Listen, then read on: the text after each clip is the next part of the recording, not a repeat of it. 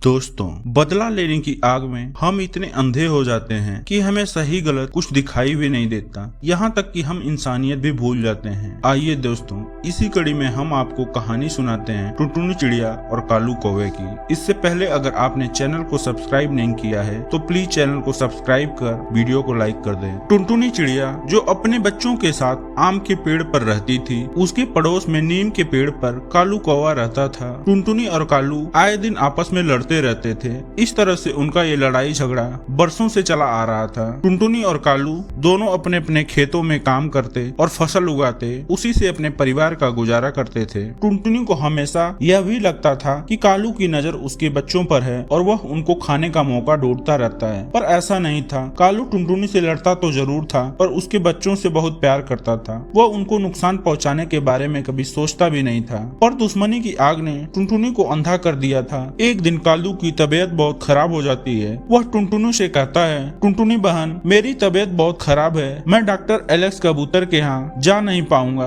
तुम मेरी मदद करो। एलेक्स के पास जाकर मेरे लिए दवा ला दो। टुनटुनी अपना मुंह टेढ़ा करते हुए कहती है, मैं अपने दुश्मनों की मदद नहीं करती, और जंगल की तरफ उड़ जाती है। कुछ देर बाद कालू टूनी चींटी को जाते हुए देखता है। वह टूनी चींटी से कहता है, टूनी बहन, मेरी मदद कर दो, मेरे लिए थोड़ी दवा ला दो, मेरी तबीयत बहुत खराब है। टूनी चींटी उसकी मदद करने के लिए तैयार हो जाती है। वह डॉक्टर एलेक्स कबूतर के पास जाती है और दवा लेकर आती है। कालू दवा खाकर धीरे धीरे कुछ दिनों में ठीक हो जाता है। कालू जाकर अपने खेतों में देखता है तो उसकी पूरी फसल बर्बाद हो गई होती है। वह बहुत दुखी होता है। टुनटुनी कालू की यह हालत देख मन ही मन बहुत खुश होती है। एक दिन जब टुनटुनी अपने बच्चों को घर में सोया छोड़कर अपने खेतों में काम करने गई होती है, उसी जंगल में एक कालिया नाग रहता था जिसकी नजर टूनी के बच्चों पर थी। आज कालिया मौका पाकर टुनटुनी के घर में घुस जाता है और टुनटुनी के बच्चों को खाने के लिए आगे बढ़ रहा था। तभी कालू कौवे की नजर कालिया पर पड़ती है। कालू टुनटुनी के बच्चों को बचाने के लिए कालिया नाग से लड़ पड़ता है। कालू लड़ते लड़ते लहूलुहान हो जाता है। इधर टुनटुनी जब अपने खेतों से काम करके वापस आती है तो अपने घर के बाहर पड़े खून को देखकर वह समझ जाती है कि कालू कौवा